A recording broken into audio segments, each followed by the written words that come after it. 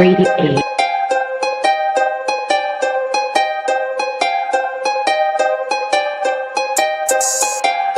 Hey, run that thing up.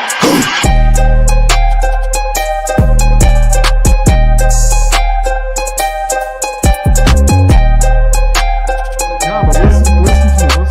The thing is if he shows up in the finals and they still lose, he can still be up there. The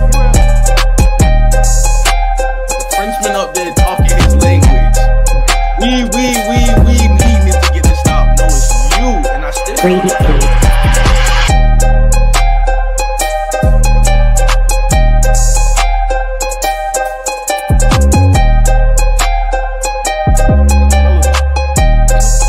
In the East, Philly's irrelevant. Yeah, and he got to stick around. And then beat me.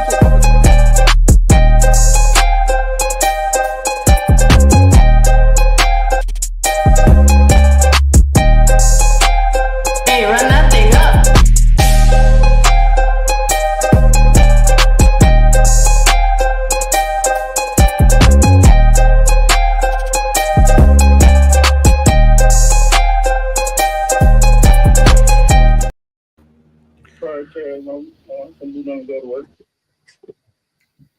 What's good, YouTube family? Welcome to another episode of the Grade A Show.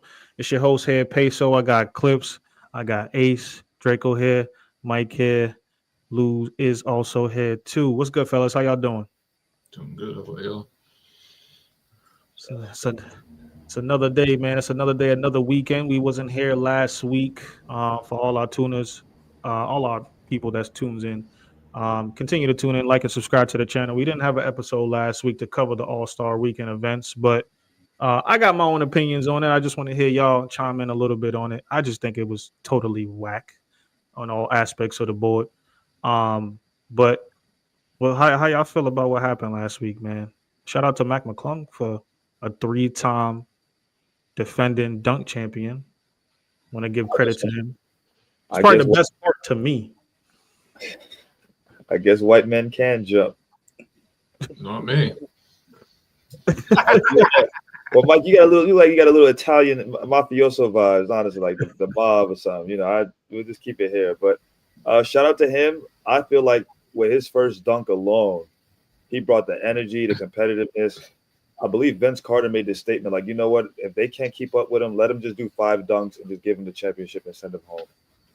I want to say that I feel like the judges were soft. I mean, I know I skipped the skills challenge and the 3-point, but I feel like the judges were soft. It were people who missed multiple dunks, and they were having scores that were like 3 points, 4 points off. That light baby blue ball was tearing them up. You hear me? It wasn't when Vince Carter says it ain't bouncing right off the ground, and you got to listen to the champ himself. But shout out to them for at least trying to compete. So I know Stephon Castle was in the final with Mac McClung, Andre Jackson Jr., and then you had Matas Buzelis. My apologies if I combobulated that name. But how do y'all feel about Stephon Castle and his first appearance in the All-Star dunk contest? How y'all feel like he did it? What up, y'all? What up, Moose? Good, Moose. He wasn't bad at all. He was pretty good. He competed. He was better than the rest. I'd like to see him again next year. I'm not gonna lie. Compared to last year's dunk contest, I like this year's better. You know what Jaylen Brown did last year kind of disappointed me. You know what I'm saying? I ain't expect too much from him because he's a different type of dunker. He's an in-game dunker and not a really dunk contest show-off type dunker. But Stephon Castle did his thing though. I definitely want to give him some credit too. Yeah, I think Jalen was just more so just showing love as opposed to trying to. Not saying he wasn't trying to win it, but he was just his dunks wasn't there to try to win. It was more so just representing who he represents as the community. But I wasn't surprised by Castle because I said that he'd probably be one of the sleepers in the dunk contest this year. I was most surprised about Buzelis. I think he was, to what Ace said about the basketball, I think he was more so just one of those things. Because him and Andre Jackson, at first, the dunks that they did not make was actually going to be very impressive. Like the one behind the backboard, Buzelis was going to do was really nice. It was after a while though, it seemed like they got some jitters. It was a little nervous. Yeah, that happens. I mean, when you're on that big stage, Yeah, But when you're on that big stage, you ain't got no one to pass it to. So it's like you, them jitters come in, all the eyes is on you. You're not used to that. So I think if they was to do it again, I'm not sure if Andre would do it again, but I would love to see him do it because he has the bounce to do some great dunks. But like if they was to do it again, I think it would be something completely different between the two. And then Castle, the reason why I think the gun is good this year is Matt has someone he can go up against, actually challenge him. The last 2 years you didn't have that. So Who?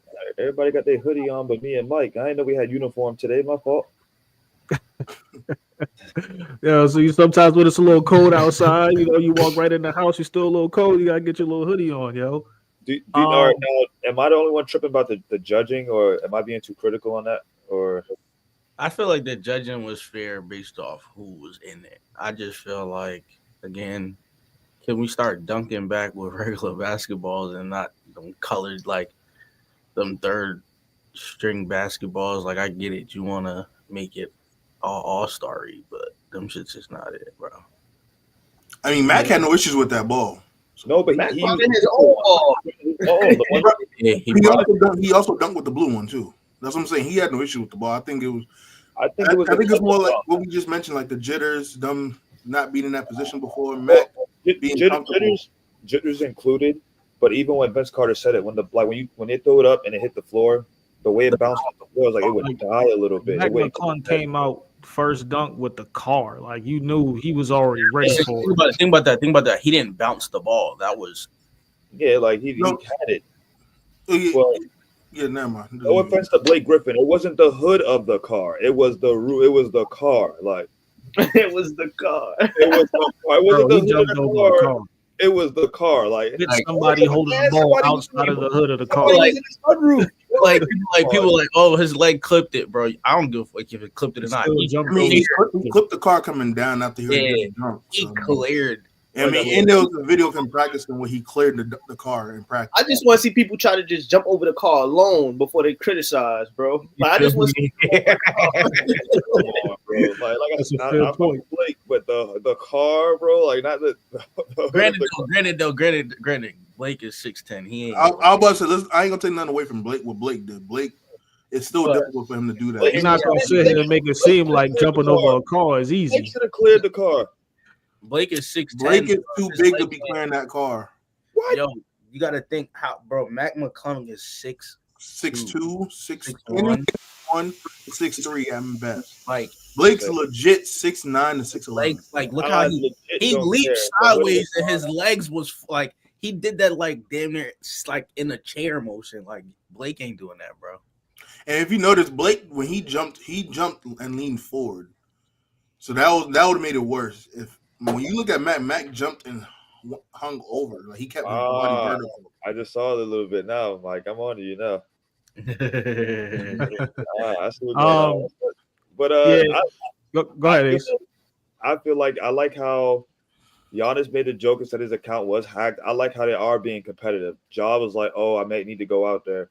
You guys mentioned Jaylen Brown going out. I feel like shout out to him for trying to get stars into it, but at the end of the day, some people are game dunkers. Everybody not as creative. All of us could go out there and do the dunk contest in our own way, and it might look different. All 7 of us. Man, nobody want to see John and boys in the dunk contest at this point. Y'all trying to steal Max thunder because y'all supposed to. We've been asking y'all to get in this contest for years. Now you see White Boy can jump, and he did a 3P. Y'all want to? I need to get into this. We've been asking y'all to join since y'all rookie year.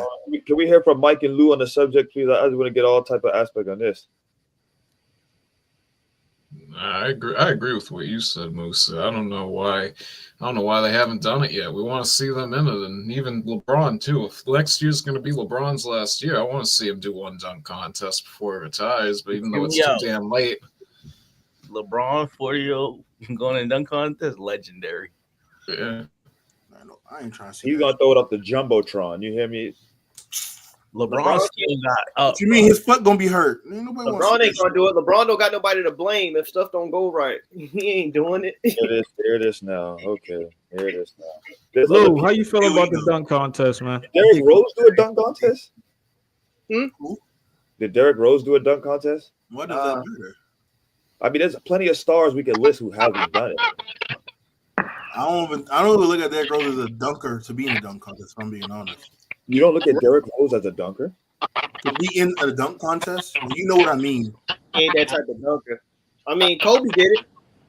Russell Westbrook did it. Damian Lillard did it. Derrick Rose. I mean, Dame was just trying. There's an echo.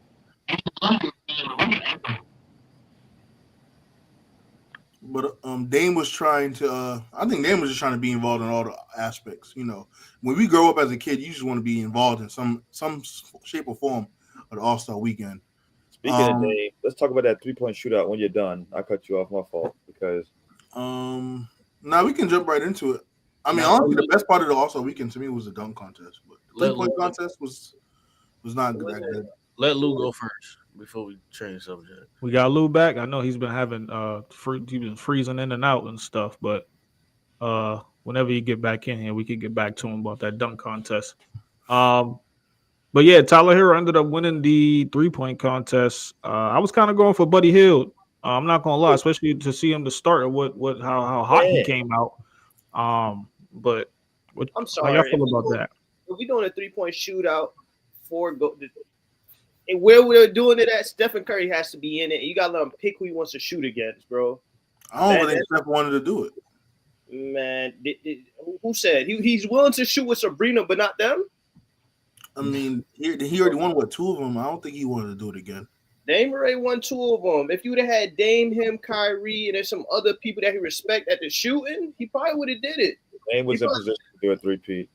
Yeah, and he from the Bay too. I just feel like Draco said, the All-Star game was in your city. This is an event that's to your game. I feel like it would have been nice to see him in it. Dame yawned and got put to sleep. Maybe he would have been more awake. Kyrie, Buddy Hield started off great. Jalen Brunson, I feel like, is an in-game shooter. I just feel like it shows how some people's games are different, but are you really working on this, preparing for All-Star Weekend, or do you just show up and be like, all right, let me be all I can be? It's different. That's the thing. It's different when you're in the game shooting as opposed to just catching off a rack, staying still shooter. Some of these guys that was involved in the contest this year are not those type of shooters. Cade Cunningham, we had more in-game shooters than we had actually 3-point shooters in this year's contest, and it showed. Because Cade's more of a catch and shoot, which is why he's one of the better catch and shoot 3-point shooters in the league this season. Same with Brunson, he's more of a off the dribble. It's different trying to pick it off the rack and get your rhythm going from that aspect. Dame wasn't bad. He just missed a couple shots at the end that kind of ruined it for him. But overall, I didn't really. I just feel like this year's dunk contest 3-point shootout showed piss poor planning. You know, you're in a 3-point shootout. The whole What's Klay Thompson doing in Dallas? Klay Thompson couldn't come shoot. Yo, we want Klay to shoot now. Oh, yo, hey, this is the only time he gonna hit shots. Let's see him hit shots here. I don't know about that. Once you know you in the 3-point shootout, get the racks out at your practice. Clay's actually been. I mean, they do practice in Dallas. Clay's been doing what? Clay's been doing all right over there in Dallas. I don't think we gotta, take it that far, but Clay's been doing all right over there. What you averaging? 13? Would you say is he playing better than he played? No, we never gonna compare Dallas Klay Thompson to Golden State. Let me finish. I was only gonna compare last season to this season. Would you say he's playing better this season than I believe he is so far. That's all I was gonna ask. I know we're not gonna get Golden State Klay. I know it. That's not what I'm agree. Is Klay Thompson shooting better? What'd you say, Ace? Is Klay Thompson shooting better than Peyton Pritchard this season? I won't go that far. I gotta look it up. Yeah, I gotta see the 3-point percentage. Talk about the historical shooting. I'm going that's the other night now. Well, Klay shooting 39% from the 3. Well, how much is he averaging a game? 14. How much did he average last season? 18 or 20. Nah, maybe. Let me see. We definitely could take a look at that. He also shot 39% from the 3 last year. But the skills challenge too, right? He averaged 18. Why do we have Chris Paul old self still in the skills challenge? Why didn't we have De'Aaron Fox in 1B? That's what we want to see. Well, Fox just got there. Yeah, Can we talk about it? Can we talk about how they? I mean, Draymond's old ass is in it too. What you mean? Age don't mean nothing about skills challenge. But he from the city. The city. That's who the city wanted to see if Steph didn't want to come out there. But I'm tired of I had no issue with Chris Paul being there. I thought it was flashy when entertaining with Hear me out. bend the rules. Did we see how but to say how Chris Paul and Wemby just came out there throwing the balls all around, just give it to the They was trying to. So the crazy thing is that was actually Wemby's idea. Wemby, because if you watch Draymond mentioned that I think it was Draymond that mentioned it, but Wemby legit went around and asked everybody like, "Is this? Oh, can we actually do this?" Because he's like, we looked through the rule book, we didn't see that we couldn't do this, and he said everyone that he asked gave him the okay to do it. And then Chris Paul's like, all right, well, if they said you can do it, all right, let's do it then. So Chris Paul followed the young buck, but the 40-year-old is following the 21-year-old.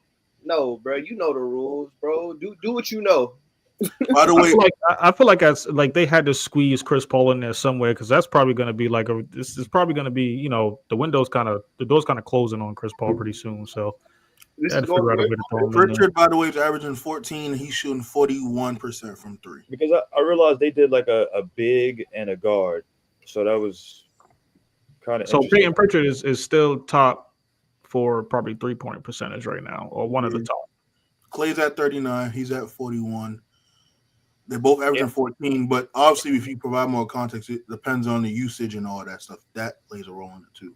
Let's say he could shoot 41%, but he could be taking 5 threes a game compared to Clay taking 8 threes a game. Peyton Pritchard had more points than Jason Tatum the other night. Okay, that's the game. Klay Thompson. We still talking about the All-Star game, bro. Like, what are we doing here? So what? Hey, so all I know is JT's one of the only players that's leading their team in points, rebounds, assists, 3-pointers made, and steals. But anybody watching JT's leading what? He's one of the only players in the league this year to leading their team in points, rebounds, assists, steals, and 3-points made. So he's been one of the consistent and healthy stars. He's literally here we go. So don't bring him up then. Let's stay focused. Let's keep the All-Star game. Hold up. I just stated that Peyton Pritchard had more points than Jason Tatum, which is a fact. There's nothing wrong with that. I didn't discredit. You know what you're trying to do with that, A. Stop. No. You're so defensive. All-Star game. People get beads at the end of their hair. They don't know what. Come on, now let's. He always trying to take a slight at Tatum. Don't worry about my hair. You mad because you ain't got no hair. You damn right. I'm still doing good. Yo, every week you guys are going at it, man. We're gonna have another debate show soon. I just feel like he took some things I said and thought it was one thing. But speaking of Jason Tatum, I thought he was about to win the All-Star MVP. The man came out. I don't know who taught him how to shoot. Maybe he was back there watching Steph. You see what I'm talking about? If you look at the total points, the first game I think Steph had slightly more than him, so I think that's what went into it. I think he only ended up finishing one more point more than Steph Curry. I didn't. When I looked at the total amount, I think in the total amount Steph has he has more, and I'm not taking away from Steph. It's just Tatum went out there with different forms of scoring. He had the alley, he had the donkey, he was hitting threes, and I'm like, hold on now, I didn't know who that was out there. That was some potential there, but then it went away like it does sometimes. And then Curry and them came out there. When Curry hit the half-court shot, I was like, yeah, this is my city. I'm comfortable here. Now what? Said Lou must be in the sticks, boy. He chopping in and out. We got Lou back. Fish. My boy, he about to go hunting. He keep going in and out. Yeah, we could get to the All-Star game, man. How y'all felt about how that played out? It was a new scheme that they brought out. What was it? 3 different teams of 6? 4. Right? Because of the Kansas team too. 4 teams, yeah. 4 teams. 4 teams of 6. So how y'all feel about that? I mean, seeing that come to fruition and stuff. How'd that play out? Let's talk about the before game antics. LeBron sat out last minute. Ant sat out last minute. Who else? That was it. LeBron knew he wasn't gonna. He knew all along he wasn't gonna play all weekend. That was all. Do y'all feel like that was right for him to do something like that, given the other talent that was in the league? I feel like in a way, yes, because if you think about it too, granted, people gave him slack for dressing up, but then we've seen Kobe done it, we've seen Shaq do it. But that aside, if LeBron himself says, I'm not going to play an All-Star game, ratings go down immediately. So I feel like he kind of helped in a way waiting last minute, because it was some other people who didn't get nods or right away. If they got passed up, for example, like with the Trey and Kyrie and other things like that, I feel like him himself waiting last minute helped save some type of views to be like, let me see what's going on, and then he announced it. There was nothing else on Sunday night either. They shouldn't have struggled with views. And they still won. I think that format was just dumb, to be honest. It was nice. Kevin Hart did too much talking too. It was too much entertainment trying to be done during the game. It was only 25 minutes of basketball. You look at the screen time, and that's the problem. Like I'd rather go watch the Euro League anyway. If I'm being honest, the Euro League is more competitive. Do you guys feel like, I mean, anybody? Because I definitely felt like there was some competition played from the rookies and sophomore side of teams, the other team. I feel like there was some hard play there. And I did get a little bit of glimpse of good play with some of the games, like when we did the Team Chuck versus Team Chack. There were some moments where it was some type of competition play, but I think it was a little bit better than seeing the original format with East versus West. It was it was a little different for me, but I mean, moving forward, we're cool, but playing. I would like to see some one-on-ones though. I'll throw that out there. Playing to 40 2s and 3s, you got to be shitting me, bro. I'm gonna hold you. I feel like it was some competition, but when first of all, it unofficially went from Team USA to World, which was like the narrative. OGs versus out of the country. I do want to say that the league can be safe because Wemby was trying to take it serious from the beginning. He was showing emotion and everything. But like Clip said, 2s and 3s to 40. OGs got up quick. Team Shaq got up quick, put them boys to sleep. One honorable mention that I want to make that unfortunately didn't get to make the All-Star game was Norman Powell. I think he's been kind of slept on. I think he's been kind of slept on. Yeah, the past couple of years for like Sixth Man of the Year or Most Improved Player of the Year. I know he's been in the run-ins for a lot of those awards recently. But it ain't no shun upon Stephen Curry making the All-Star game. But one thing I do want to point out from a statistical standpoint, Norman Powell's averaging some pretty good numbers. He's just leading his team in scoring, averaging 24, and they were a top 5 seed going into the All-Star break. I said it plenty of times. I'm not mad Harden got the nod because Harden's having an All-Star year. But if you was going to take one Clipper, I thought at least give the shine to Norman Powell, who hasn't been there. And considering Ant didn't play and LeBron didn't play, I wish they would have set something early because they could at least give Norman Powell or Sabonis a chance to be in the All-Star game. I just feel like there's so many people we can even list and name that could have, should have, and it's just.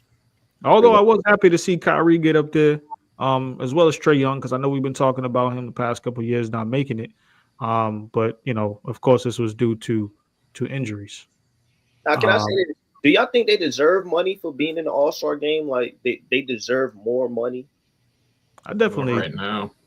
I definitely think so because it's just a part of the game. Like you definitely got to put up a certain measure of your play and statistics to be qualified to make it to this event. Not everybody can make it. So I do think there has to be some type of incentive. So look, like 10 years ago, right? 2015, Kobe in the All-Star game. Kobe was the highest paid. He was getting $25 million a year.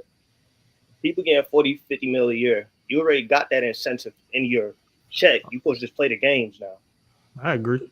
Money's different though. That's where the market is now. You don't go that way without Kobe being like a two-way player. Let's be real. Everybody don't. Same with LeBron. Huh? That's the same thing with LeBron. The money doesn't go that way without LeBron either. LeBron was drawing money since he got into the league like Kobe. Then you add in the Wades, Dirks. I don't know about that. What do you mean you don't know about? He's been. I ain't gonna go down this rabbit hole about LeBron being a draw for the NBA. He's been a draw since he was 17. Okay, he was a draw, but you're not gonna say he was a bigger draw than Kobe. At one point, Kobe. But that's not the words I said. Okay. I didn't say he was bigger than Kobe. I'm saying he was just a draw with Kobe. Okay. The thing with the money, though, is Go ahead, the owners have done this to themselves by giving out these contracts. They can't go back now. They've made the market what it is. So you can say the players all you want, but they when they had the CBA with the Players Association, they've made it so these big contracts and they can't get out of them now. So unless they want to just keep stalling them over time, they're not going to be able to reverse course. People are going to be making crazy money for a while in the NBA. To your point, Mike, I think the way they're trying to get back is with these analytics and these nicked up injuries, so you got to sit, you can't play back to back. Because some of these players actually don't want to go out there and play back to backs. Some of them want to go play out hurt. A lot of these owners are telling the training staff and everyone now they got to sit them out. And if you sit out, you're not getting paid for that game check. So therefore, you're getting some of that money back. So I think that's one of the things. I'm not saying all organizations are doing that, but there's been organizations that have had players sit out so they don't reach a certain benchmark or quota to get either a bonus or so they can get some of that money back. And that way they don't have to pay these players these bigger contracts. I think, for example, Jaren Jackson, if he gets DPOY, he's eligible to get like $300 million contract extension on a 5-year deal. Memphis, being a small market, they're not trying to pay him that money. They're not. I definitely agree with what Draco was saying. I just want you to elaborate a little bit more because I know you were saying like Kobe compared to LeBron, but what about the players like the Jason Tatums or the Anthony Edwards, the Trae Youngs? We talk about guys like Jokic and stuff like that. Like, do you not feel like those guys deserve some type of incentive for making the All-Star game? Even though they're not on that stature with the, Kobe's and LeBrons? I want to bring up a point that Musa brought up earlier because it's kind of a dilemma. You said what? He was asking. I was asking Draco a question real quick. I just wanted him to elaborate more. I didn't hit the Draco part. I was about to get into something else. You good. I just wanted to have some more elaboration on what Draco actually meant by like some certain players not deserving that money for like All-Star break or extra incentive, if that's the way he was putting it.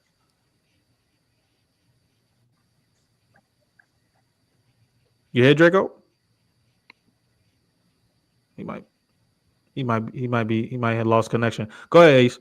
Well, my time to shine now. No, what I was saying is I kind of realized me and Musa, we had the conversation. Here we go with the big screen. It's your time to shine.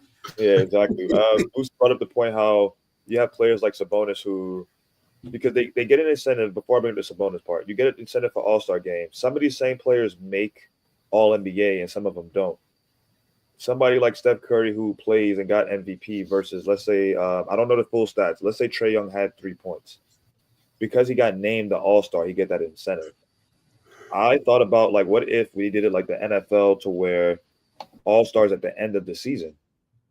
How would that look? I get it in the middle of the season. You feel like, your senses are more heightened. The competition should be there. But if the competition isn't there, what if you move it towards the end? Would they still play hard? Would they be like, all right, we could go all out now because we don't have to worry about going forward? Should they do it after or before the finals? But I mean, I feel like that's not a bad idea. I feel like at that time, I'll let you go, Musa, but I feel like at that point, we'll probably be dealing with, like, because look at all the injuries we're dealing with now. But see, that's what I'm saying. Like, for example, like, let's say right now, they're all, have a chance. Let's just say they all have a chance. When you get to certain times, when would you do it? In June? Somebody who got eliminated in the first round might be hurt, or they might be in vacation mode. Somebody who's made it to the finals, they wouldn't want to play and risk getting injured because we still got more playoffs in us. So it's like a tricky moment. That's why, to your point, I think you just keep it how it is because, for one thing, you don't want to put an All-Star game at the end of the season for the NBA when you're dealing with the finals or coming off the finals and things like that. You want to keep the ratings where it's at. I believe you keep it during the All-Star break because you got a lot of people at home because a lot of states have the week off, and you kind of can like watch it then. Now it's going to be tough though, considering that the NFL is trying to have the Super Bowl around this time now, or right before President's Day. So if that's the case, then you might not even have the ratings because if you're trying to combat against the NFL, you're going to lose every time. Now follow me with this, right? If we take some of what the NBA Cup, I like the NBA Cup because it got them playing with more energy. It got them playing with more energy early. if we did All-Star Weekend, if we did like, you know what, back to East versus West. It is what it is, East versus West. What do you feel like we can get as far as some incentive to where, hey, the Western All-Stars would have this, East would have this? Like you could say, hey, you get either a check or you get something going towards. We want the fans to feel like they're getting product when it comes to All-Star Weekend. Like All-Star Weekend has been shit. Yeah, but what incentive can we give for like the game itself? Like, granted, the dunk contest is one thing; it's 3-point. When it comes to the game itself, if we pick you to play, incentive, they already got the incentive. So the incentive that I heard was potentially the winning conference the higher seed in the winning conference potentially can get the home court advantage in the finals or something like that. I heard. I don't agree with that, but that was something to your point, to your question. What could be an incentive for them to play harder? Because who knows, an 8th seed or 7th seed can come out the East, and because they won the All-Star game, they have home court advantage going into the finals. That'll take away from the whole seeding. Yeah, that's why I wouldn't do that. But I think this year's All-Star game, if they would have had East and West, it would have been what we wanted. It would have been competitive because, like you said, Ace, Wemby was playing with some edge. But really, though, I think we'd have had a more competitive game. So I think we're talking about some certain players, but come on, the last couple of years.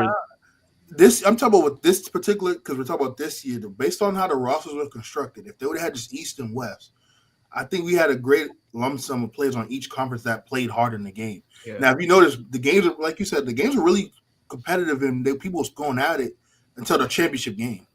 So I think if you were to have like, who was the first team that lost? Can't forget the younger. I think it was the younger team. Yeah, Kansas team. Kansas team.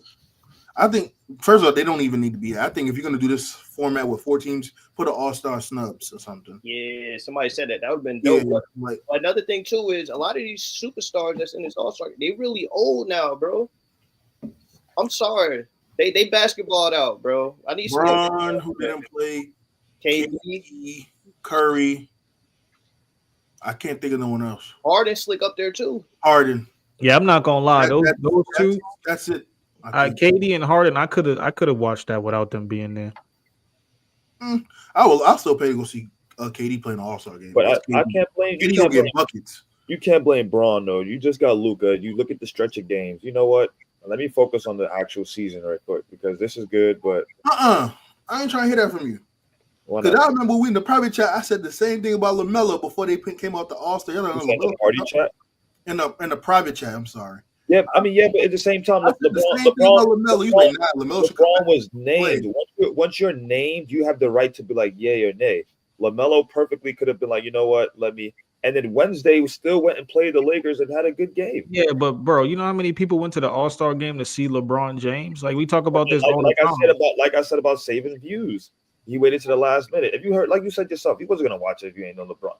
LeBron, Steph, Jason Tatum, Kyrie, come on now. I understand why he probably did it. I just think the way he went about it last minute could have been a little bit different. You know, I don't think he had any other choice. I think because knowing LeBron, one thing we could all agree: if LeBron's gonna be able to play, he's gonna play. I think he really was doing everything he can to try to play and get that foot ready, and he just couldn't go. He played Wednesday, so he sat a little bit. And, that's why I said I think Wednesday was what 3-4 days removed from the All-Star break. I mean, that's like a week. At some point, I think it's bigger than basketball. I ain't gonna get all political and stuff like that, but you know, who knows? It's not like LeBron to miss an All-Star game, so that's why it sucks. But I'm not gonna like shun him for it. And his team still won. So could you imagine if he was there? I just want to thank everybody for tuning in, man. Make sure y'all like the channel, subscribe to the channel. The title down below, which we're gonna get to the main topic of today, is I just want to know, have the 76ers wasted peak Joel Embiid? Host, you didn't even talk about the best part of the All-Star weekend. And that was the Unrivals 1v1 tournament.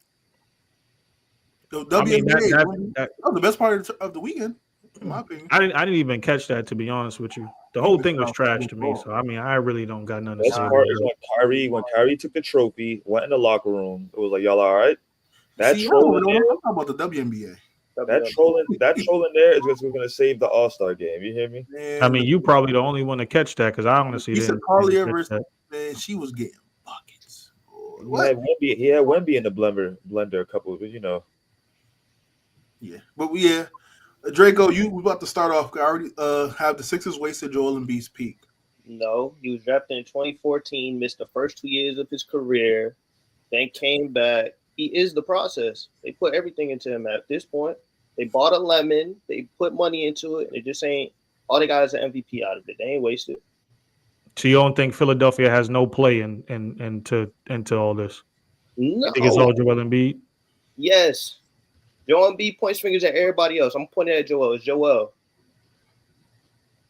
So you as an organization, let me ask you this. If you start noticing all this stuff, first 2 years coming in the league, dealing with injury problems, we already know in Kansas that he had a couple lingering issues, not as much as now. Injury coming in right from Kansas into the league. You're already dealing with this problem. You get Ben Simmons in the next draft. It's not working out.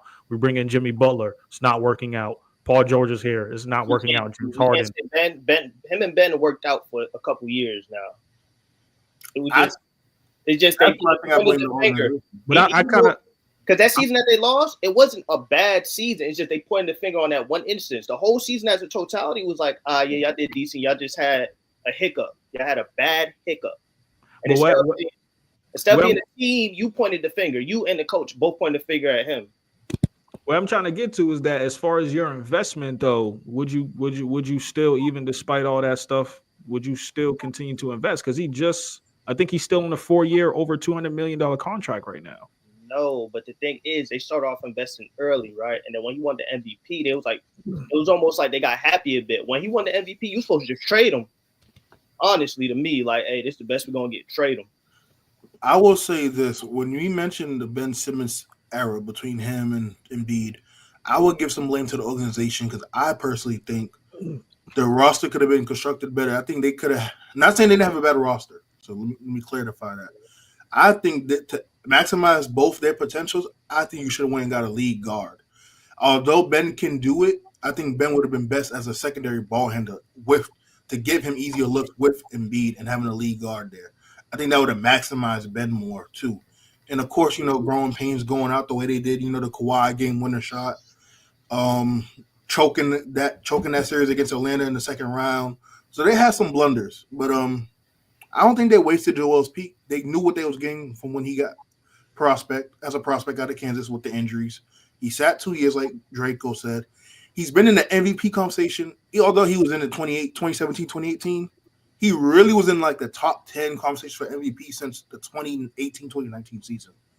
Runner-up back-to-back in 20 to 22. He won it in 2 years ago, and he almost averaged 34.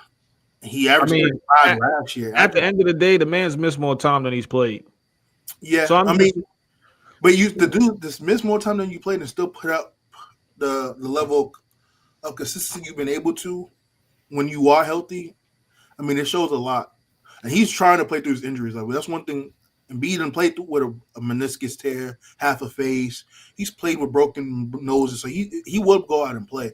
I don't think they wasted their pick. I think at this point, I'll say trade him a year early before it's a year too late. I'm gonna say a little bit of both, only because if you look at the league now, it's not like before with like the center talent isn't the same as far as back to the basket, inside presence, real solid centers. No offense to Nick Claxton, but if you look at his type of build, and everybody's not gonna be 7'5", so Wemby makes it work. I just feel like 76ers kind of at the same time wanted to keep him as much as they could to hope because of his build. When you play teams like that, it kind of just helps to have that advantage against other teams. He sells tickets and everything like that. I felt like when it came down to the Jimmy Ben, it was said that Ben had wanted, they paid Tobias Harris what Jimmy Butler could have got. I feel like I blame both sides. There's times where he could have probably played harder. The whole thing with Harden, you wanted Harden to take a step back for him. Then when Harden, Embiid came back. They lost the Celtics in Game 7. I'm not blaming that. Celtics earned that. However, I'm just saying there's times where certain people weren't accountable. Certain people just didn't get it together and make it stick. But to say that they wasted his peak, I feel like some of that he had to say something doing. What are you doing in the offseason to work on your weaker body parts? You make millions. Do the part like They have the lab that Draco put me onto, or stuff like LeBron. You can go get your body scanned to see what is wrong. If you have some of the same lingering injuries, that's on you as a professional to keep your career going, your livelihood, to continue to compete at a high level. But you can't do that if you're rehabbing almost every offseason. So you can't really. I mean, but here's here's the thing. Joel Embiid has been a big dude and only got bigger since he came in the league. The dude's over what, 200 pounds, 300 pounds easy. He's No, probably that's he's probably like 7 feet, I think So Joel my thing is at max. my thing is with Joel Embiid. I'll let Mike chime in on this real quick. I just think they need to clean house. Get rid of everybody on that team besides Tyrese Maxey. At the end of the day, you're investing into that man, and I don't think Joel Embiid is taking it as serious as he could be. At times, yes, we see him in moments in the game. He got injuries. He's playing his heart out. He does his heart, he does his thing when he wants to do his thing. But as far as an investment for me in the Philadelphia 76ers, clean house. Tyrese Maxey is the only trustworthy piece in that locker room that you could build a future on. Jerry McCain. Yeah. Okay, we could throw him in there too. Yeah. But you only have a couple of reliable pieces on that team that you could build a future with, that you are trustworthy, and that could, give you that off season. Like you could trust in them that they're going to do what they got to do during the off season to keep themselves in shape. When you have 7 feet, 300 pounds, it's really hard on those knees. It's really hard on those ankles. And unfortunately, we could say it's Joel Embiid's fault. We could blame it on Philly. I just think it's time to move on. The process is been done. I just checked. He's 280, but I just want to also say, now that I think about it, after Allen Iverson, Philly went a drought without any type of superstar talent to really pull in. They had a drought. I think part of that he's the is first scared MVP since 01, to your point. I think Iggy was probably their next thing, but we know Iggy. I feel like they're scared. They're scared that they're not going to get that level of talent again, and I think that's part of what it is. I mean, if they played He their probably would cards at some point. I But feel like Joel Embiid talent. let's not get it twisted. Philly did mess up in the draft with Markelle Fultz 2 years in a row. But also, no, to that point, though, they was trying to get to my point I was making with Ben. They was trying to get a lead guard. And at the time, he was with one of the best lead guards in that draft. Yeah. It's just something that he had that shoulder situation. No one had seen that coming. But when you think about, and I'm sorry because we did cut Mike off. Mike was supposed to be giving the floor. When you think of elite centers right now in the league, it's not a lot till you be like, well, I could comfortably let him go. You have, and it's not in order, so I don't want this to be quoted or anything. It's not in order, but let's say you have Embiid, Joker, Sabonis, maybe Sengun, and then it gets watered down after that. But you're not going to get that type of talent back, but you can get a lot more back for him with that. So I think if you're going to move him, you can get more pieces around. Because one thing you definitely can use is more wing depth. Because if you notice, a lot of the key players, key teams in the league, they have that wing depth or key wings that can help you get you over the hump. Whether you have your lead guard or the center, you have the wings around them to kind of bolster the team.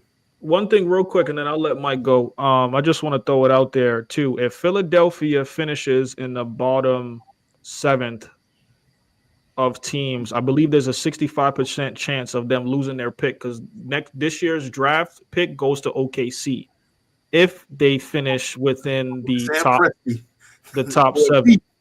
If they finish in the bottom 5, there's a 64% of them keeping their draft pick. So at this point, me personally, I think they need to just shut Joel Embiid down. Figure out what they're going to do with him during the offseason, and then, work on trying to get that high top 6, top 7 draft pick in the draft next year. But go ahead, Mike. Yeah, no, I think it's both of them for sure. Look at the history of the 76ers. How many rings does Barkley got? How many rings does Iverson got? And we look at Embiid's same thing. But on top of it, it's on him too. Why were you playing in the Olympics for a country that you immigrated to on top of it? Like, it's not just him. Like, even Kawhi, like, I know Kawhi didn't play in the Olympics, but he was still training with them when he could have been rehabbing before they went there. And I think the Olympics set back a lot of these guys going into this year. And yeah, you can blame the 76ers. Like, last year, they didn't have the greatest team. He came back. They made a little bit of noise in the playoffs. I think they were out first, second round, if I remember correctly. They won a few games. First round. But this year they put a lot of talent around him, and it's just not panned out with Paul George being a shell of himself and everything. So it's on both of them, I think. Yeah, I agree with you, Mike. And I want to let Clips go. Him playing in the Olympics, despite having them injuries with the knee, which they say he might have to have surgery this off season, it's definitely was what helped hurt him. In the, 280 pounds. Sit your ass down. I mean, and go work on your body. 287 foot is not bad though. I'm gonna go. You could slim that down to about 260, 265. I'll wait till Clips You goes. could have, but 280. I think it's some political things involved with that, with him playing in that. If you really want your member, you want your citizenship, you got to play. I feel like they thought they needed him for like the jokers and everything like that. But Mr. Clips, the floor is yours, sir. I just feel like no bullshit. I think we kind of reading this and Clips. Last time we was talking about this, you were saying that we needed to give Philly a chance to see how all this worked out. That's what. Hear me out. Hear me Has out. that expired? Hear me out. We have to see. I feel like they kind of okay. I'm seeing this from two different ways here, right? I'm not giving up Joel Embiid, bro. He's a 30 and 12 guy, 30 and 15, bro. Like, 30 and 12 when he plays. And how often is that? When he won MVP. He does better than a lot of other bigs. We're not gonna act like that. Even when he's hurt, his presence alone still stumbles offenses when he's hurt. We're talking about recent history though, right? Yeah, it don't matter. Like if Joel Embiid plays hurt, he still is a focal point for you to playing. Not this year. When he's been playing this year, he's averaging 24, 8, and a steal in the block. So you still got a game plan for him. Which is nobody worried about Joel Embiid this year. Lowest 500 when he's in the lineup. Now, you said what you said, Mike? I said I think they're 7-7 when he's in the lineup, so only 500. As a big three, yeah, they're 500. But this is his lowest scoring output. I will say, I feel like Philly shot themselves in the foot getting a star in Paul George who's not producing, knowing Joel Embiid is not going to be playing back-to-backs, so that limits your offense. So that's where I'm kind of leaning. Pointing a finger at Paul George, huh? I'm not gonna put it on Maxey. Maxey been there damn near all year. The fuck am I putting the finger at him for? And Paul George hasn't, to Philly's point, he hasn't been the investment that I'm trying to get. Like, Ace, you still giving Paul George hope too? Sometimes you calling me out. You ain't had to answer that, brother. Don't let me stand up or sit up. Go ahead, Clips. When Philly's winning, we're not talking about their success on this podcast. They're 20 and 35. What winning has they been doing? Go ahead, Clips. 20 games worth of winning. Hold on now. It's 55 games that's been played. Now, hold on. Now, The Spurs ain't too far off. And do your research. Let Clips go. Go ahead, Clips. That Spurs take is for Peso, not me. So, I just lost my train of thought. But yeah, I just feel like it's Philly shot themselves in the foot. If they're gonna know that Joel is not playing back to backs, and you sign Paul George to kind of diminish that or help the fact of there being that, like his takes the stress off of him. You feel me? And he's not doing that, and it's kind of just like fumbling in the bag. Like that's just what it is.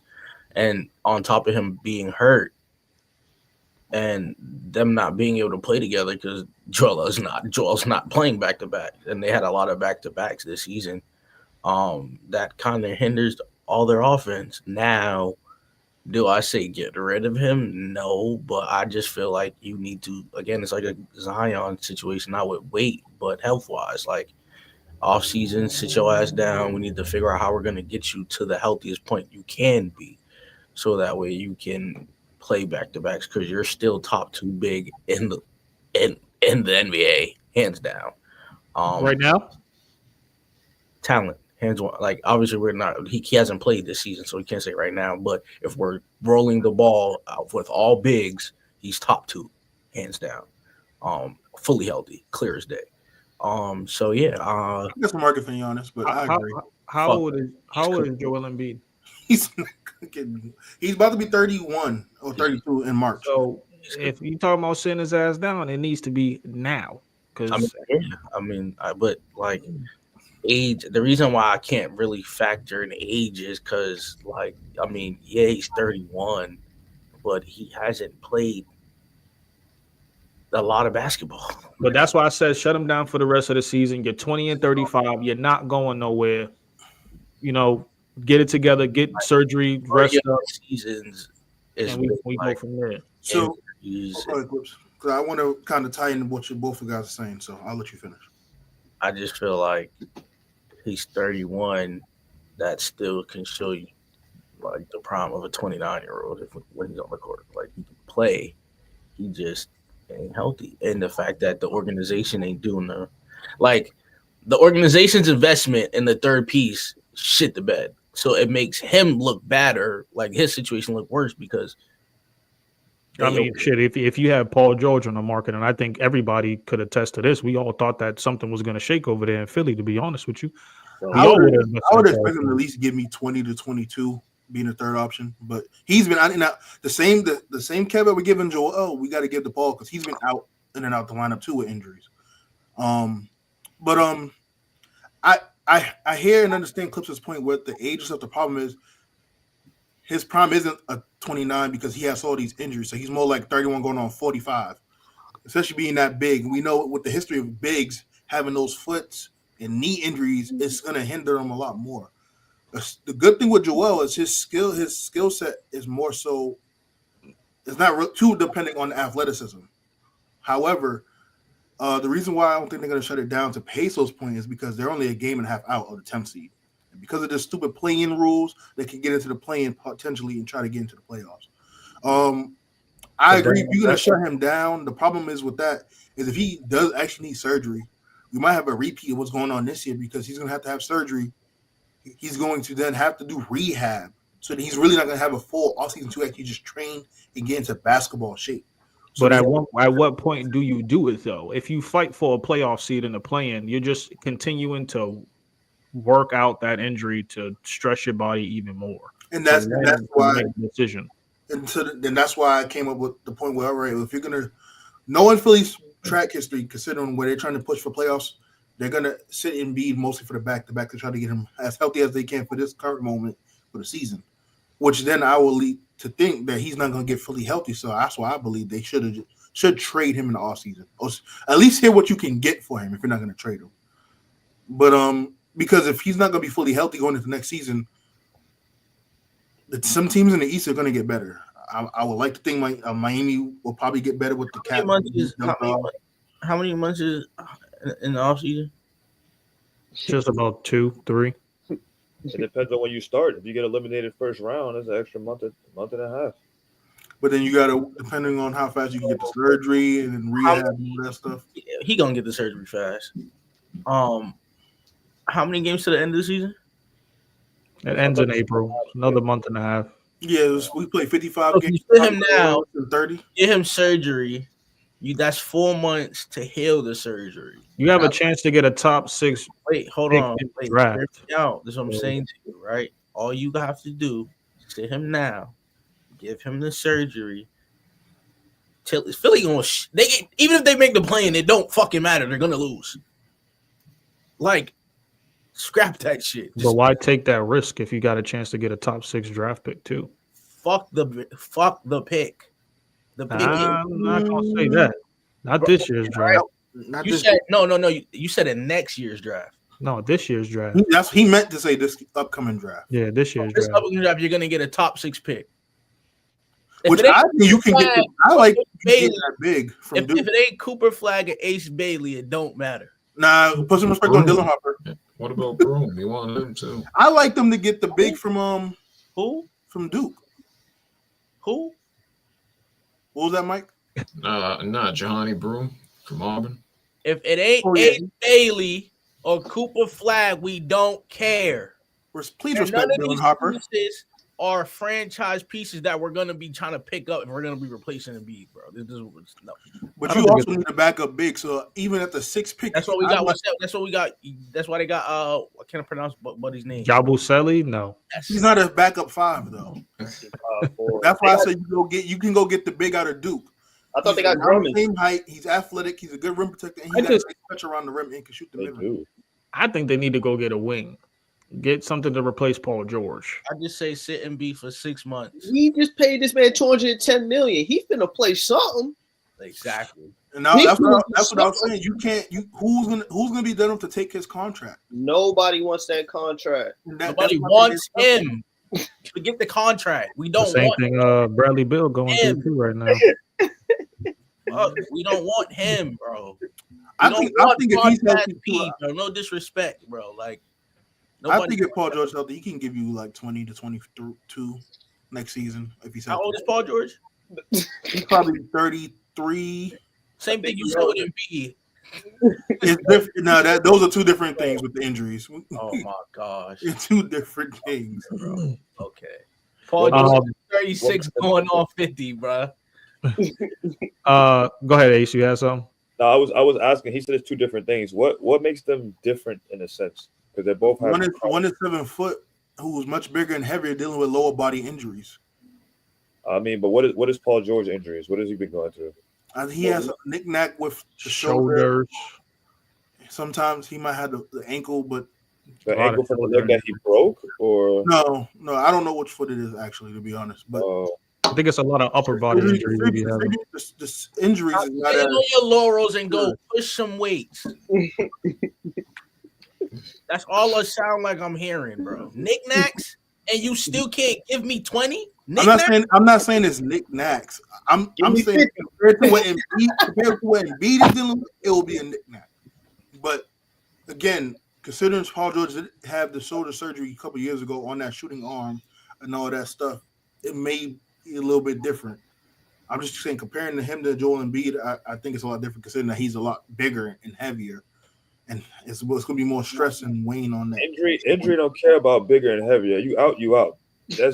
That's yeah, but the bigger and heavier you are, the more injuries you got that big back on you.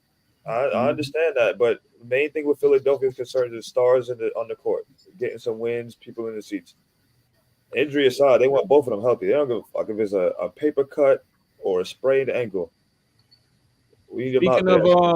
Speaking of injuries, we only got to see a blur of Anthony Davis when he arrived in Dallas, and he's out.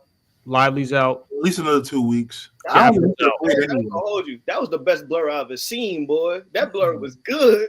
24 points in the first half, a layup in the second half, fell to the ground. My word. Take the energy out of it. If you take the energy out of it, it was a great game. He played a great game, boy. He never played, though. He wasn't healthy. That's why I wasn't surprised that he got hurt. Because he wasn't healthy to come back and play from that abdominal strain. And then that led right to the groin, which everything's connected there. So I'm like, you should never played yet. Guess what? When you get traded, they and they sit you. You think that was some bad juju? They sat that what they did was, you know how when they got traded and they gave him his jersey and they started telling him like, man, forget that. I already said it. That nigga's never healthy, right? And then he went out there and he fell. But then got everybody else injured with him too. Trey said I jinxed it. If I did, I'm sorry. I looked at the facts. He can't hold up. What did Chuck call him? Street Clothes Davis or something like that? Yeah. But over there be praising Kawhi, but that's a whole nother conversation. Yeah. That's what my main argument with that. Niggas be doing all this yapping about Anthony Davis and shit, but be trying to praise Kawhi and all that stuff. It's like, bro, keep the same energy. So let me ask y'all this, right? No disrespect, but do y'all want to compare Kawhi resume to Anthony Davis's for real? No. Compare it if you want, sure. I don't really care. Situation defensive player of the year. I mean, Anthony Davis should have been a defensive player of the year at some point, but he wasn't. He gets overlooked. Which is why it's funny how he hasn't got one, but yet last season he was the only player to be on All NBA, both first team, not first team, both only All NBA player on offense and defense. So he is an elite defender, but I mean, the situation is different also. Man, Kawhi ain't play last year, man. That's the only reason. What I want to know, we both can agree. Both of their peaks, they were both arguably top 5 players. Yeah. Kyrie basically got the Mavs on his shoulders right now. He's back in a predicament where he is the lone star on that team. So will this work out moving forward with them? That's Bambi legs. He falling apart too. He's the lone star. You wouldn't think Clay? You wouldn't count Clay? Would you count Clay? That's that question that you need to ask yourself. Would you count Clay? He's all right. Think about okay. He's the only besides he's the only champion. Kyrie's back in the predicament where he had another situation like kind of how he was in Boston. Right now. Okay, no. I don't want to. This ain't a Boston situation. This is like Boston actually had pieces. He Like gotta turn back the clock, bro. He gotta go back. I mean, Dallas got pieces that's over there on the bench. Boston had Jason Tatum wasn't who he was. Clay ain't what he used to be. Hey, let me tell you something. Y'all gotta stop this shit. Kyrie went down and they still went to the conference finals. We gotta stop it, bro. That Dallas team. That team was a lot better. That's what I'm saying right now. Yeah. So that Dallas team, nah, bro. That Dallas team can be good in the West, considering how good they are defensively. They just I'm not gonna just throw them to the side in the trash, bro. Like that roster's bad. I'm not, but at the same time, they go as Kyrie go. No, they go as those big Kyrie and the bigs. Those bigs is what's gonna help them. Them bigs ain't gonna be scoring. It's about getting the ball in the hole. Anthony Davis is gonna score. Wait, Peso. Anthony Davis gotta get on the court, bro. That's my point. Their bigs are hurt, Ace. Yeah, they're lively. They're not doing shit now, Musa. That's the point. We're making the same point. Listen. Yeah. Go ahead, Cliff. Aggravating, bro. You're gonna have to rely on PJ Washington. Nah, bro. Especially Dinwiddie and Max Christie, boy, they about to turn up. Well, yeah, I went too far with the Boston comparison, but that team while we on the Kyrie subject, I feel him. I don't know if y'all heard about the article where he elected in the next the next Olympics, he wants to play for Australia. He's Australian. You said what? He's Australian. Well, yes, but he's been trying to play on the USA team, and he said it. He said, "I missed when we had to try out because I know I'm better than some of them." And I feel like he could definitely. He ain't messing with Nike at this point either. Go over there to Australia. You know what I'm saying? They supported Ja Morant's gun antics than his political views. So let's really talk about it. However, we ain't gonna. You already know what that's about. But Kyrie could have been in his USA game. Kyrie could have been in the Olympics and definitely got playing time. Do you know how much money? Wait. Do you know how much money Nike made off of people getting robbed? People got to rebuy their shoes every year. Bro. Nike love that. What you mean? You got to buy the same product twice? Yes, we can support that. You messing with our business partners? Y'all trying to get a deal before we get started. You gotta go. You messing with our business partners? You gotta go. Yeah, we got to save those are real deep, bro. You left the island. You talking about endorsement deals here? Come on, we know what it is with that. Dallas, we still got one from Smith and Weston. Okay, Dallas is only a game out of the 6th seed. Minnesota and the Clippers are ahead of them. By the way. So right now, do you confidently say? And I'm not saying I do and I don't. I'm not even saying the Lakers, but hear me out. Can you confidently say, or do you have to see the matchup first? Do you see Dallas making the conference finals again? It depends on who they match up with. I don't even see them making. I don't know if they're going to make the playoffs because of all the injuries. I guess we got to wait till the playoffs, injuries, and everything. I want to. No.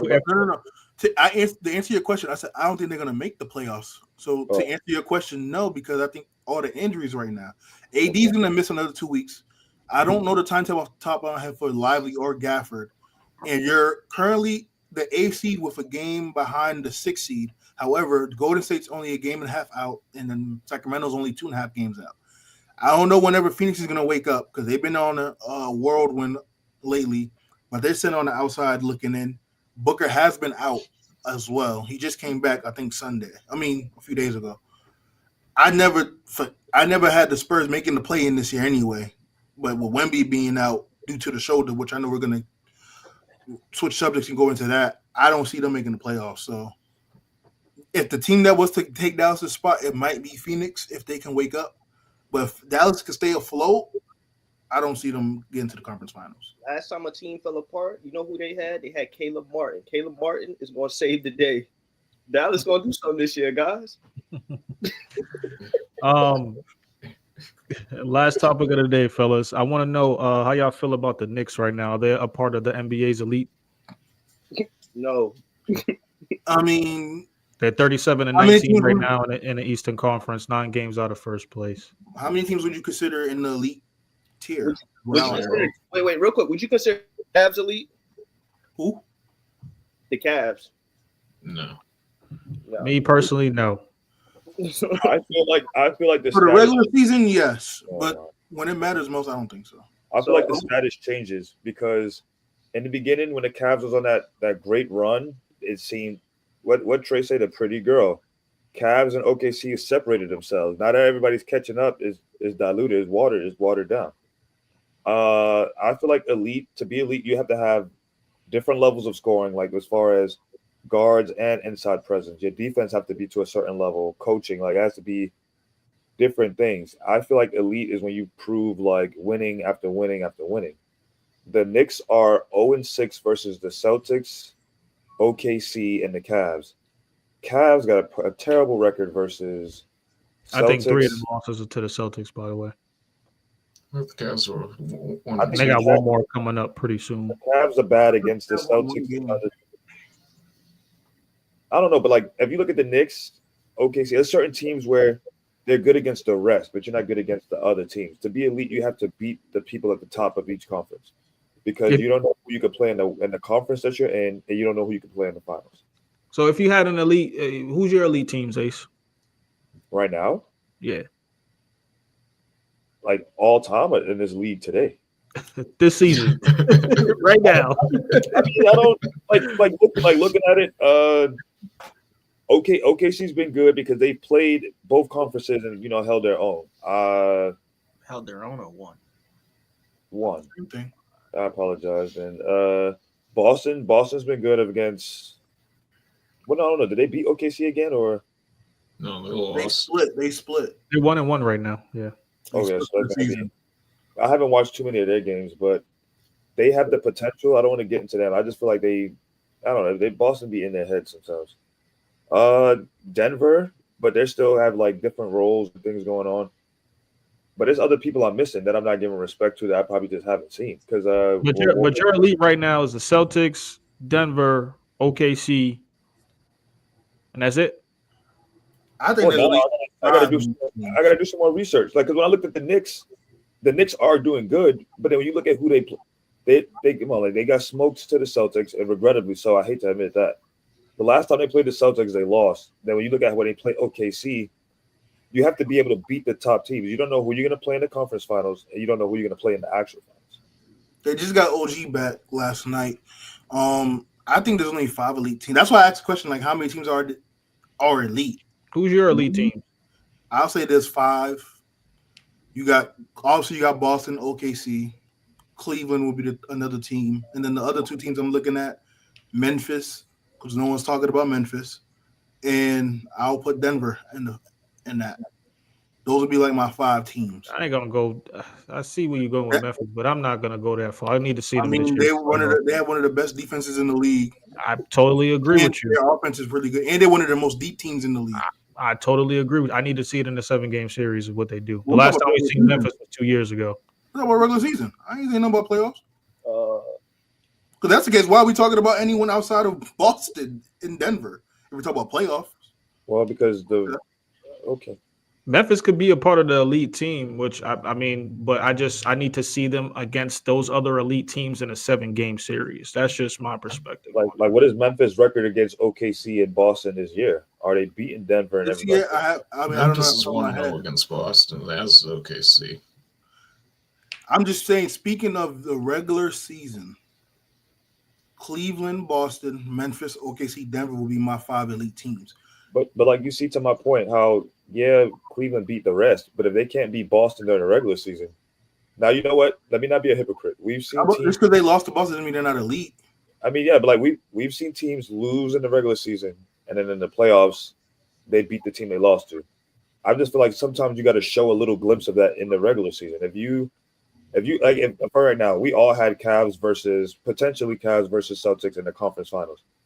If you lose into the same boring sets and Pritchard in the corner, you got to come up with a scheme for at least in the regular season to show the people something.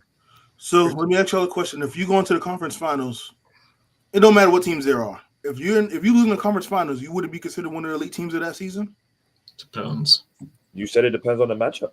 Yeah, it depends on too how they look this year too. Because I mean, look at Dallas. What are you doing? I'm So saying you is Indiana elite team from last year? Same thing with Yeah. them. I wouldn't consider them as an elite team this year. It was in the conference finals They weren't last an year. elite team last year either. But we could mention Denver because of what they've done in past history the last 2-3 years and still I'm doing. only speaking current day. I'm not talking about what they did last year or what they're going to do in the playoffs.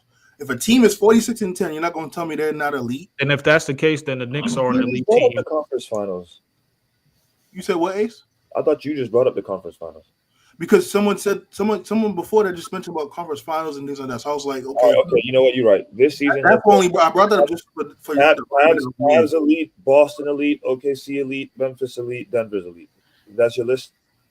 Those would be the 5. Yeah, I will put Denver. Although Denver, Memphis, and New York have the same record, I like what I'm seeing from Memphis and Denver opposed to what I'm seeing from New York as of late. It's the So same, that's but why I gave them it's the same. It's the same record. But what I've seen them doing this far with their teams on both sides of the court, offense, defense, I would take those teams currently right now. What I'm doing with my team and my record is still matching yours. So how much better are you than me? I'm not. The same. At least my argument, I was like, all right, they haven't beat the top. But if we're talking about record, then New York is standing tall with those teams. Yeah, and I said again, for elite, I'm only taking 5 teams. So again, although New York and Memphis and Denver have the same record, I'm giving Memphis and Denver the nod over the Knicks based on what I have seen thus far in the season on both sides of the court. They have the same record, is what I'm saying. How much better were you that we have the same wins and losses? You're not that much better than me. I think that's the difference when we're talking about like the eye test. I'm only taking 5. It looks better. So because they have the same record, that's I have biased. to then nitpick between those 3 teams. That's biased as hell. Memphis ain't have no It's stars. not biased. That's why I asked the question: how many teams would y'all consider elite? For me, I picked 5. So because I have 1 spot left, and I already put Memphis in one of those 4 spots, it's between New York and Denver. Because of what I've seen between those teams thus far, I will take Denver over New York. It's not being biased. Go ahead, Clips. So you're asking me if New York is an elite team? You said what? So the question is New York one of the top elite teams right now this season? Was that the question? That was the question, Peso? Yeah. And they've only. Then I asked, well, how many teams would y'all consider to be elite? And no one gave me a number, so I gave. You said 0. I said my number would be 5. I don't think I'm only going for the top 2 teams. The top, and that's fine. But that's why I asked the question. And I'm not like, to be honest. Yeah, I'm only going OKC for real. You don't think Boston's an elite team? Oh yeah, Boston. Yeah, okay, my bad, Boston. I was thinking Cleveland because they're not Boston's second seed. Sorry, excuse me. I'm taking 8-2 in the last 10, as well as Cleveland being 9-1 in the last 10. I'm going OKC and Boston for real. Because to me personally, like nobody expected Cleveland to be like this, so I don't count that as elite. I just count that as one of the years where it's like a shocker year. Like, okay, they're the team that just happens to be prepared the most. But I'm not going to say they're elite yet. But New York is playing elite. I will say they're playing like an elite team. Do I think they're elite? Not just yet. So what would you consider how Cleveland's playing this year? Although you did say they're a shocker in your eyes, but are they not playing elite too? To be honest, I feel like I watched New York a little bit. That should be looking like sort of like a well-oiled machine. It just looked more fluent. When I watch Cleveland, they be having like, if it's not like Donovan Mitchell or like Evans at times, they be real. Garland, Allen. They be stagnant a little bit. I mean, I don't know who brought up on it, but they brought up the matchups. I mean, shit, to be 2-0 against New York, and one of them, I believe, probably was a blowout. I'll look it up. Hey, the sun got to shine on a dog's ass someday. I mean, Cleveland have one of the best offenses and defense in the league. I don't see how they're not playing to be elite. because, like, okay, right? I'm going off of present day and past day on top of me watching. Like, when you got certain players that like New York is revitalizing Cat's career. Like, he's playing like an all NBA center. Like that team just looks like when they get into the playoffs, that shit's not gonna skip a beat. You get what I'm saying? Like, they're still gonna look fluent. I'm looking at Cleveland when they get in the playoffs. That shit might slow the fuck down. It's slowing down now. They're 9-1 in the last 10 games. What's slowing down? And the last time they played the Knicks, it was 142 to 105. Okay, so fix your eyebrows. The disparity between. I'm glad you finally reappeared. Look how far apart they were. Henry. Look how far apart they were at the beginning of the season. Look at them now. It doesn't look like Boston. It really Boston focus up. Somebody could get the first place. It doesn't look as out of reach as it once did. Can we agree on that? But I already said Boston was on cruise control. So hold up. You either saying you're either praising Cavs or Boston's chilling. What I'm saying is both can be true. Okay. Two things can be true, but in the beginning of the season, it looked like Cavs really ran away with the conference lead. It looks like Boston now could be like, hold on, now we might want that back and take it. Well, Boston, so it looks like they're slowing down to Clips's point. But I always said, at least I'm speaking for me, I always said Boston didn't care about the number 1 seed because they can win on the road, which is why they was the only team going into the All-Star break with 20 wins on the road. And now they're 23-6 on the road. So that's why I'm like, they're comfortable where they at now. They can get the number 1 seed because Cleveland falls off a cliff, sure.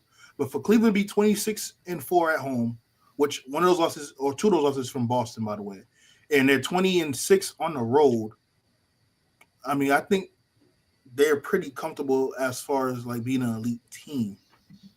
I feel like last year they cared, this year they don't. Can we agree on that? Who, Boston? I want to say last year they cared, this year they don't. But we spoke about this. It's because they already know what it takes to win, so they're not going to try to. That's what I'm saying. Last year they cared about number 1, and then like you said, if they know they could win on the road this year, they're not chasing it as much. But however, because we even had an episode, Cavs was just on a hot historic run and good for them and everything. But now, what is Celtics only 6 games back? They can it's not out of reach is what everyone's saying. So what Clips is saying, it could slow down. It's slowing down now. They being caught up on now. That's my point. No, I get your point. I was just saying, for you to be 9-1 in your last 10 games, I don't see where it's slowing down at. And Boston's 8-2 in their last 10 games. I'm saying in the playoffs. Fuck the last. I know what you meant. I know you was talking the playoffs hit.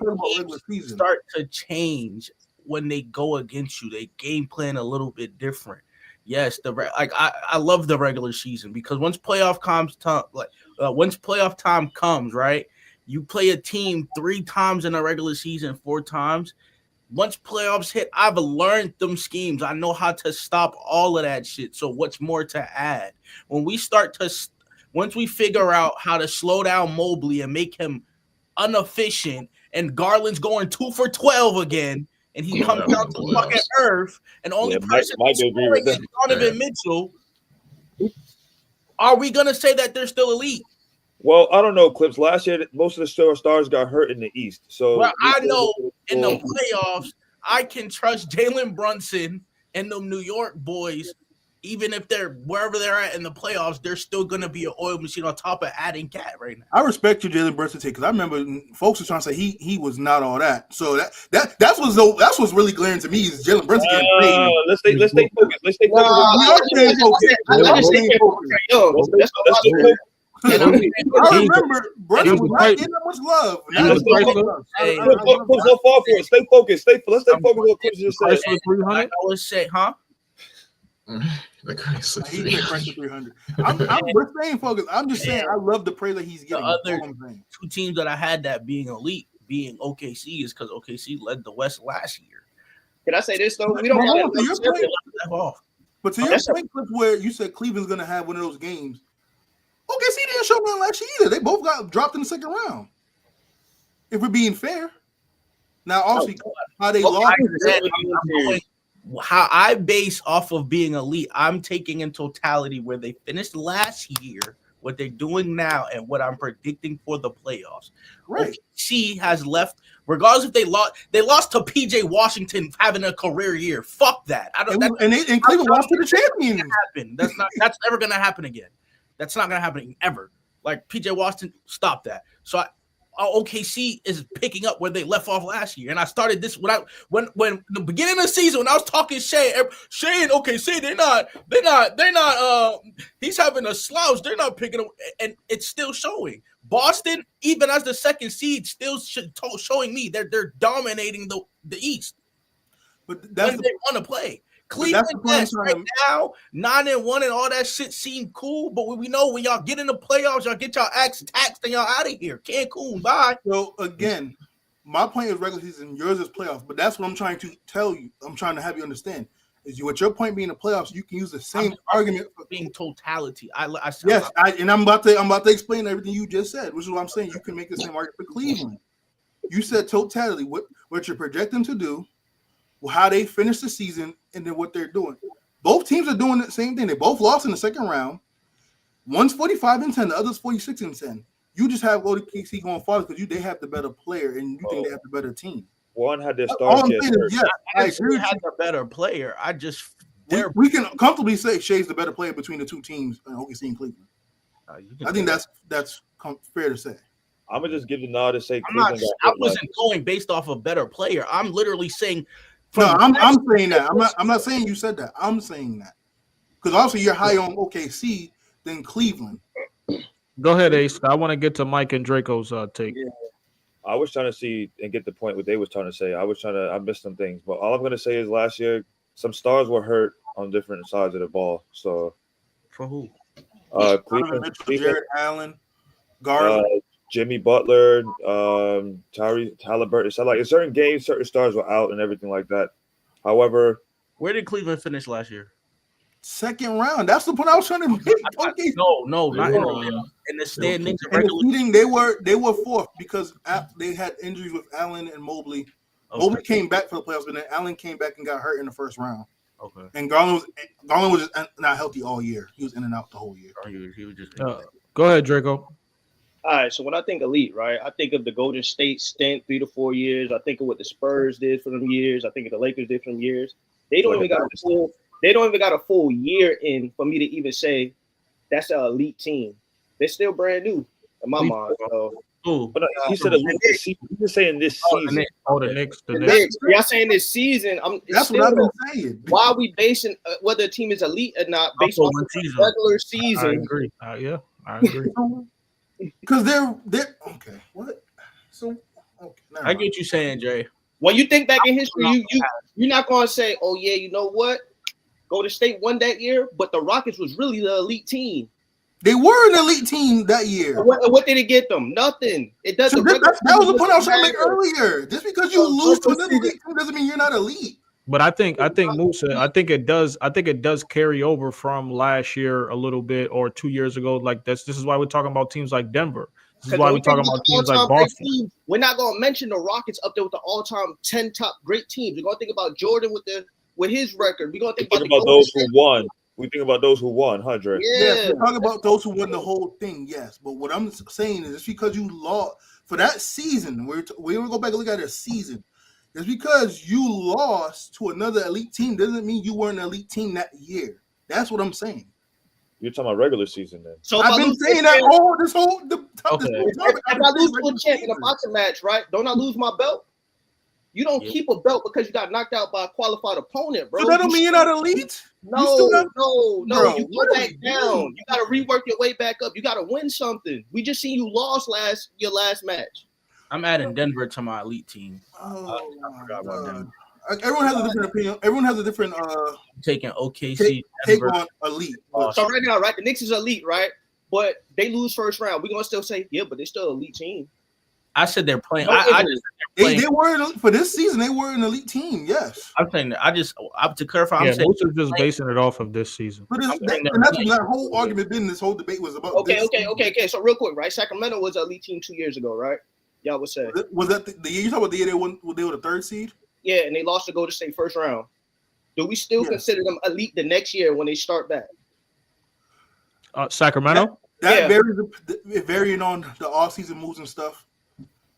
It varies on the moves and stuff. Like if you had, because again, that's what to your point you was making about the years and all that stuff. Teams, most times these teams are not the same going into every season. We all know, no matter what sport it is, the team was not going to be the same more times than not. Each year, the team is different. But for that year, particularly with the Kings, going into the following season, you could probably make the argument they were an elite team in the West. A lot of people made that argument, sure. For me personally, I think they were right on the nick of it because again, the offseason moves wasn't enough to me to move them going into the next regular season. Mike, what you got, man? Well, I'm sort of along the same lines. The reason why I say the 0 elite teams is because I got 7 teams at the top that can knock off anyone, or they could get knocked off by anyone on any given night, or in a 7-game series. So Hold on. You said that there's no elite teams right now. 0, because you got seven teams that are very good that can knock off anyone, but at the same time they can regress quick and get knocked off by anyone on any given night, or in a 7-game series against an 8 seed, a 1 seed, whoever they play. So you can't have 7. You can't exactly. You can't have 7 elite teams. So I'm going with 0 right now. That sounds like basketball. Basketball is either way. That wasn't the way. That's not the way it is always though. Because look at Boston last year. They were head and shoulders over everyone. So that's one elite team. Everybody. So that's what I'm saying. There's no elite teams this year. You got 7 teams that can knock anyone off. So who do you think? But okay, hold on. Go ahead, Clips. You said Boston was head and shoulders above everybody, right? Last year. They lost, right? No, they won the championship. They won the championship, but at points in the season, they was losing, right? You're not going to go 82-0. Elite teams lose. Yeah, go ahead. Lose in the regular season. Go ahead. They still I just said, wait. Slow down, brother. So for them to be elite last season, but they can't be elite this. How? It's because other teams could have caught up to them. Who? Any teams that can knock them off, top 3 in the East and top 4 in the West. I think any of those teams can knock any of them off on a given night or a 7-game series. To give you a better understanding, when he said top 3, the number 1 seed in the Eastern Conference is Cleveland. And how many times did Boston beat Cleveland? I understand that, but it's a different team, a different year. They're 2-1. The Celtics are 2-1 against Cleveland this year. To give you a better, because he said the top 3 teams in the East and then the 4 in the West, so that would be not including Boston because they're second. Cleveland and New York. I don't think it included Indiana because they'll be the next team because they're top 3 in the East and top 4 in the West. So Boston, Cleveland, New York, and then you have OKC, Memphis, Denver, and Houston. Yep, those are my 7 teams. So any of those. Yeah, but I think so. You don't think there's a separator between? You don't think there's a separator between Houston and Memphis and Denver and OKC, and then New York and Boston? Yeah, definitely not. Elaborate. I don't agree, but elaborate. I was going to say, Houston went into the Garden and beat the Celtics, and I think with Udoka and the defense they play, they could beat them in a 7-game series if it comes down to it, because they split. Boston went into Houston and that's fine. That's just going off of speculation. But I get Dre's point of not like elite teams. You're like Clips. The Cavs are 1-2 against Boston. Just want to for the season. Just want to. So you think Houston could beat OKC in a 7-game series? Absolutely. I think Dallas could beat them in a 7-game series if they get them. After last year, that's not a good matchup for them. But I definitely think Houston can beat OKC in a 7-game series. Oh, you think Houston could beat OKC, not Boston? He said Houston could beat Boston and OKC. I think either team could win in a 7-game series. Boston or OKC. Houston got a great defense. The offense is what scares me. I don't think they beat OKC in a 7-game series. I think they lose in 6. In Boston, I think they lose in 6, maybe 5. How is OKC? Okay, let me ask you a question, Mike. How is OKC not elite to you? Because they're a top tier team, but they're not elite because there's so many other teams that are good. Elite is like you can have like a couple teams up there. If they go against anyone else, they're gonna beat them in a 7-game series, and if they play like 5 games, they're gonna win 4 out of that 5. I don't feel that way about these teams with the Rockets there with their defense the way it is. If you have Fred VanVleet and Jalen Green heat up from beyond the arc, and then Sengun's playing good, they're gonna knock off OKC in a 7-game series. Fred Van who? Fred VanVleet. You're just making it seem like you don't have no presence of Shea. You don't have no presence of Chet. Chet just got back. he's saying with Shea, they can still lose. They don't seem that elite to where he's saying if they can't win in 4 games, 5, they're not considered elite. Fred VanVleet is a champion too now. Championship experience. I think ain't been Fred VanVleet since he left there, where we're not. I love when Mike come with these hot takes. I'm telling you got to watch Houston, man. When he heats up, they're a different team. He don't. Their biggest move. He's a broken microwave, bro. We're not finna like. And then what about when the Celtics is on a tear, hitting from the 3 ball? They'll get swept. Yeah, I agree. But what if it doesn't happen? It happened for 2 months straight before this, where they weren't shooting at the same clip. What if that 2-month stretch happens in the playoffs? I feel like we're in a different time where we're like, to where we're not seeing like, okay, we've watched Golden States, the Clevelands dominate their conferences. I think we're kind of out of that era where we have one team in each conference that just towers over everybody. That's kind of out the window now. So every team's going to look good, right? But when you break down the wins, there's teams that are standing above the rest. And hence OKC, Celtics, Denver. You forgot Cavs. Well, he's not. He's not. I know we've been bringing up a lot of the season series matchup with these teams. This is also for those watching. This is also barring like context. You know, some players played, some players not. Like, I know we've talked about the Knicks and Boston played recently. And Celtics won. I don't think Jaylen Brown played that game. So some players are in and out these games. So with that being said, OKC this year, if I'm correct, is OKC's 2-1 against Houston. I just want to make sure this is 2-1. So Houston's 1-2 in the season series this year. I watched the Miami Heat team dismantle the East, and they lost every game to the Brooklyn Nets in the regular season. To Clips' point, if I'm playing you in a 7-game series, I ain't got to worry about who I'm playing tomorrow or the next day. I got to worry about you. You got to strap up for these 7 games, and let's see who wins. And when the dust settles, man, like I said, gentlemen, we almost there. When we get to April, we're gonna sit here. We're gonna have this episode. What I learned from this conversation is everyone has a different criteria with the word elite. As we should. We don't all got the same beat of the drum. What was that, Ace? I said we should. I mean, there's nothing wrong with that. We don't have to be on the same beat. No, I'm not saying, nor did I say it was anything wrong with that. Yeah, of course. I'm just saying that's what my biggest takeaway with this is. Some of you guys look at what project was going to happen later in the year, also what they did in the past. Some of us is looking at just this current season and etc. So, good conversation nonetheless, though. I'm on the same lines as you, Musa. I'm just not putting them in the elite tier. That's all. Because when there's that much parity, I can't put teams in the elite tier. But I'm like, because I know you said there's 5 elite teams, so I see it the same way you do. I'm just wording it differently. We all see elite. All right. I don't see nothing elite. That's what I'm saying. Because of the parity. But that's what I'm saying. Everyone has a different take on it. Because like Mike has his take, Clips, Draco, Ace. Like mine's when I'm thinking about elite strictly based on this current season, what they're doing right now. But yours is also what they did last year, what they're doing now, and projecting, which is fine. To Dre's point, I can't. It's like elite is conquering the season and the playoffs right now. Like Dre said, Dre was like, when we think of elite teams in the past, they were conquering the regular season, conquered the playoffs, and they stood at the top. But those teams still lost games. I mean, I'm not saying they're going to go 82-0. That's not. Yeah, no. He's not saying that to your point. He's that was brought up earlier. I'm saying like right now, and then right now, like Clips is like we said about 76ers. I'm not saying 76ers is going to. Okay. You know, wait, no, let's change. Hold on, bro. I'm getting this off. I'm just saying. I'm saying there's plenty of basketball left to where teams we think are elite can fall off, and teams who are under elite can to rise up. So there's still plenty of basketball left. Go ahead, Draco. Let me hear it. It's 32 teams, right? 16 teams each conference, right? Now we getting mathematical. Some of them teams, half of them teams, more than half of them teams really ain't it. So you can have a good regular season. When you down to that last bunch in the playoffs, you playing real deal basketball. You don't go out like think about some of these. Sometimes teams are in the playoffs, right? Like right now, you go to Atlanta right now, right? Before the Atlanta game the night before, I'm going to the strip club. I'm not taking them serious. I came here for the strippers.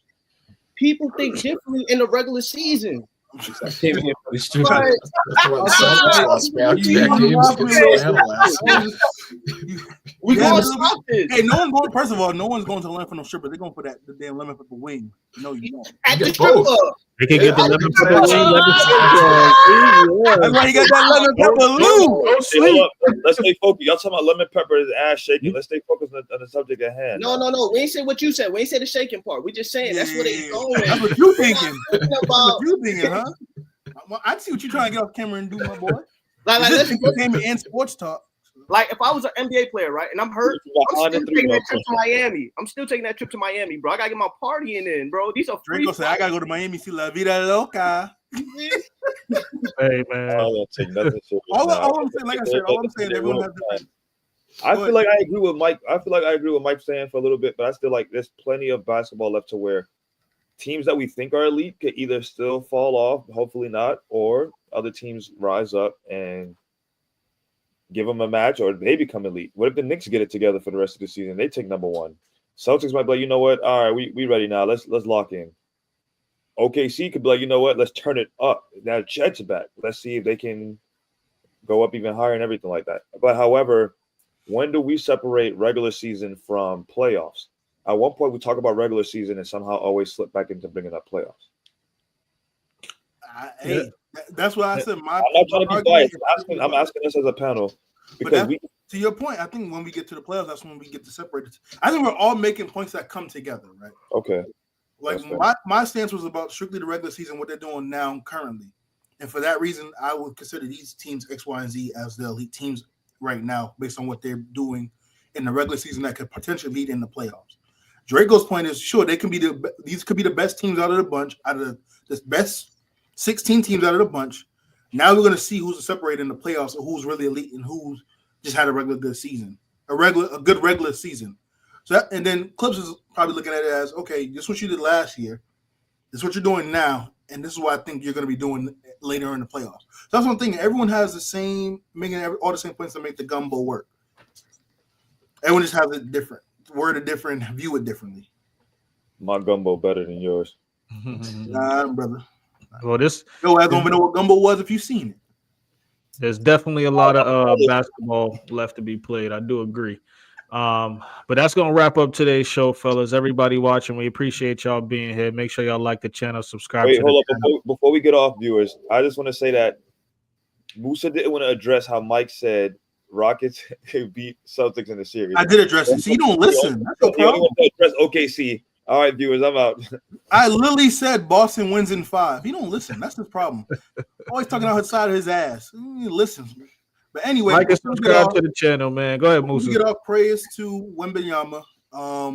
Unfortunately, out for the season due to the. I ain't even want to talk about that. So just want to send my prayers and hope you get a speedy recovery. That is a very serious injury. So we hope to see you on the court soon, but get healthy. Everybody have a good weekend, blessed weekend. Stay safe. Peace. See y'all tomorrow. We got wrestling tomorrow. Grade A wrestling.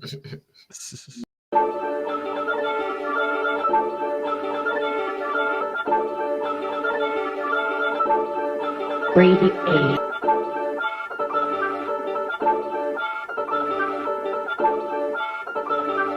Hey, run that thing up.